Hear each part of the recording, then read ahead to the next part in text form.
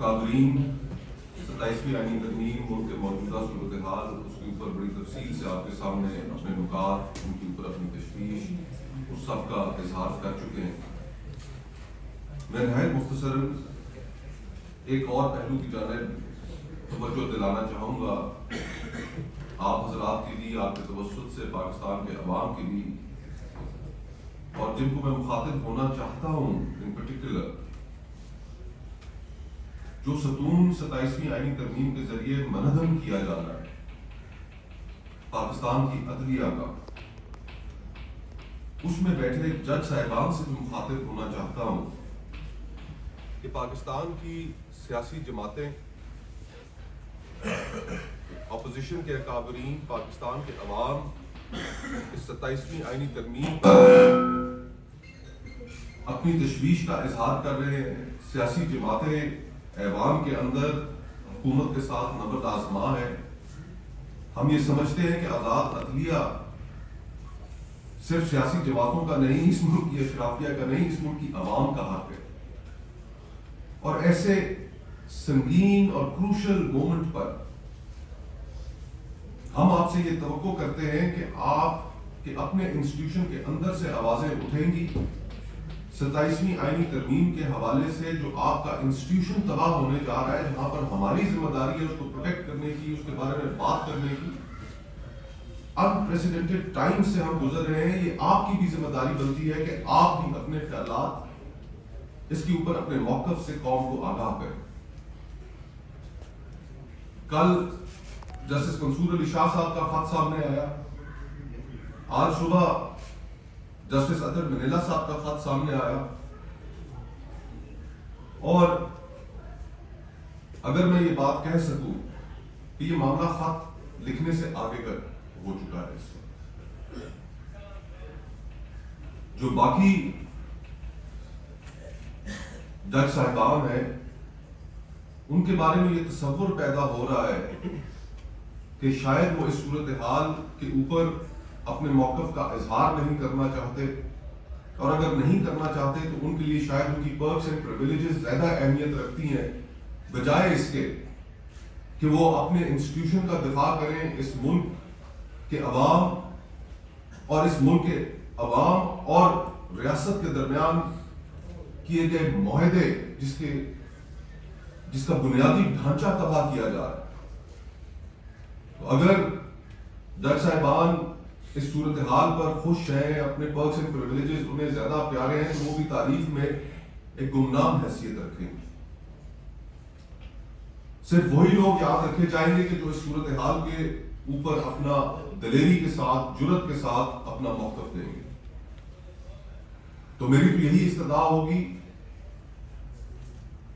کہ دیگر جج صاحبان کو بھی عدلیہ کے انسٹیٹیوشن میں, ہائی کورٹس میں, سپریم کورٹ میں سامنے آنا چاہیے. جج صاحبان کو لیڈرشپ دکھانی ہوگی, اور یہ جو تصور ابھر رہا ہے کہ عدلیہ ستو پی کر سوئی ہوئی ہے, اس تصور کو انہیں خود ہی ظاہر کرنا پڑے گا. ہم اپنے حصے کی جنگ ضرور لڑیں گے, لڑتے رہیں گے, لیکن جو آپ کے کرنے کا کام ہے برائے مہربانی آپ وہ بھی کریں. باہر آئیں, چیلنج کریں اس نظام کو, اپنے ادارے کو بچائیں. آپ ہمیں اپنے ساتھ کھڑا رہیں گے. بہت بہت شکریہ. علامہ راجہ ناصر عباس صاحب نے ایک بہت ضروری بات کہی, اور صرف اس کی طرف آپ کو متوجہ کروا رہی. جو علامہ اقبال کا اور قائد اعظم کا خواب تھا, 23 مارچ ہم ہر سال کیوں مناتے ہیں, یہ یاد رکھیں کہ پہلے 26ویں آئینی ترمیم اور اب یہ 27ویں ترمیم. یہ 23 مارچ کی نفی ہے, یہ 14 اگست کی نفی ہے. میری بات مت مانیں, سپریم کورٹ میں کیس ہے, اس میں تمام شہادتیں آئی تھیں کہ آپ کے جو بیرونی آقا ہیں, جن کے کہنے پہ قائد اعظم کو شہید کیا گیا, لیاقت علی خان کو شہید کیا گیا, فاطمہ جناح مادر ملت کو شہید کیا گیا, بھٹو صاحب کو شہید کیا گیا, بی بی صاحبہ کو شہید کیا گیا. چل اس میں جنرل ضیاء الحق کو بھی ڈال دیتے کہ جب ان کی ضرورت ختم ہو گئی ان کا بھی جہاز اڑا دیا گیا. انہی لوگوں نے عمران خان کو جیل میں رکھا ہے. مقصد ایک, not about P T I. شروعات ہوگی پاکستان سے, 5 ٹکڑوں میں اس کو توڑنا ہے. سپریم کورٹ کے کیس کی ڈاکیومنٹ میں لکھا ہوا ہے.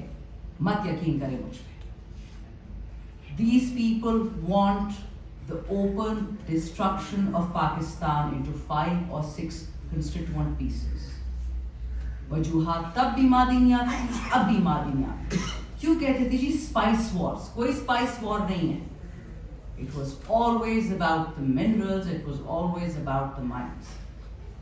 और उसकी एक आखिरी इसमें बात ये मैं कह दूं, छोटी सी, क्योंकि बहुत बातें हो चुकी हैं. ये याद रखिए, आपने जब किसी कौम को खराब करना होता है, आप पहले उनकी औरतों पे हाथ उठाएं. जो कश्मीर में हुआ, जो फलस्तीन में हो रहा है, पिछले 3 साल में पाकिस्तानी खवातीन, छोड़े वो पीटीआई से, पीपल से, नून से, आप पाकिस्तान के हर थाने में जाके देखें, मारंग बलोच का पीटीआई से कोई लेना देना नहीं है. बलोचिस्तान की खवातीन, सिंध की खवातीन, पंजाब की खवातीन, एजेके जाएगी, तुम्हें कोई हक नहीं दिया जाएगा, ताकत से तुम्हें दबोचा जाएगा. ये है पैगाम इस आईनी तरमीम का. इसी तरह से पाकिस्तान के अंदर मार्शल लॉ किसने लगाए हैं? कौन है जो मार्शल लॉ लगाता है? जनरलों ने मार्शल लॉ नहीं लगाए. भुट्टो साहब, जिनके बारे में कहा जाता है कि उन्होंने पाकिस्तान को आइन दिया 73 का, उनकी हुकूमत किसने कराई थी? एक जनरल ने कराई थी जिसका नाम ज़ियाउल हक है. उसने कराई थी उनकी हुकूमत. उनको फांसी किसने लगवाया था? कल आपने उन्हें कौमी शहीद करार दिया है, तो काश उनको फांसी लगवाने वाले पर भी आप उसको भी सबक सिखा दे. उसके बारे में बोलते हैं, बजाय एक जज था सजाए मौत लिखने वाला, और फांसी लगवाने वाला वो जनरल था जिसने मार्शल लॉ लगाया. उसका नाम क्यों नहीं लेते हो? आधा सच क्यों बोलते हो? आधा सच झूठ होता है, धोखा होता है. अभी आप देख लें, परवेज मुशर्रफ साहब कौन थे? नून लीग वालों से मैं पूछता हूं, कौन था वो? एक जनरल था जिसने तख्ता उल्टा हुकूमत, मार्शल लॉ लगाया, पीसीओ जजेस बनाए. आप जब किसी पर चेक नहीं रखेंगे, पहले तो कुछ चेक भी था कि चलो किसी कोर्ट में जवाबदेह होंगे, कोई कहीं पूछा जाएगा. अब आपने बिल्कुल ऐसा काम किया, मैं हैरान हूं कि आपने टोटली आइन के खिलाफ काम किया. पाकिस्तान के आइन में लिखा है हक में ताला अल्लाह की है, कुरान और सुन्नत सुप्रीम है. पाकिस्तान बेआइन हो चुका है. आइन वो पेरिस पर उस मुल्क के अवाम का इत्तेफाक होता है. मुतनाज़ा आइन नहीं है, ये अपनी साख हो चुका है. इस वक्त पाकिस्तान सरजमीन बेआइन बन चुकी है, और कुछ ताले आजमाओं को और उनके सहूलतकारों को ताकतवर बनाएंगे, खुदा बनाएगी, बंदों के बुत तराशे गए. मैंने कल भी यहाँ कहा था मिनट के बाद कि सिर्फ खुदा के बारे में है कि ला युसअल अम्मा यफ़अल व हुम युसअलून. खुदा से कोई नहीं पूछ सकता तूने क्या किया, बाकी हर कोई जवाब दिया. कुरान कह रही है, कुरान कह रही है हर कोई जवाब दे है, कोई भी कानून से ऊपर नहीं है. इन्होंने क्या किया कि पाकिस्तान के सदर को, जिसकी तारीख सबके सामने है, उसको इम्यूनिटी दे दी कि ये जो कुछ भी करे इन्हें कोई नहीं पूछ सकता. पाकिस्तान के किसी आदमी को, किसी फर्द को, किसी को भी हक नहीं इनसे पूछे. जिस जुर्म को अंजाम दे आप नहीं पूछ सकते.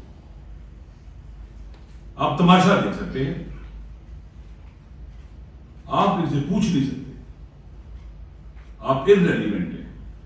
पाकिस्तान के अवाम की कोई हैसियत नहीं है, आप कुछ भी नहीं हो.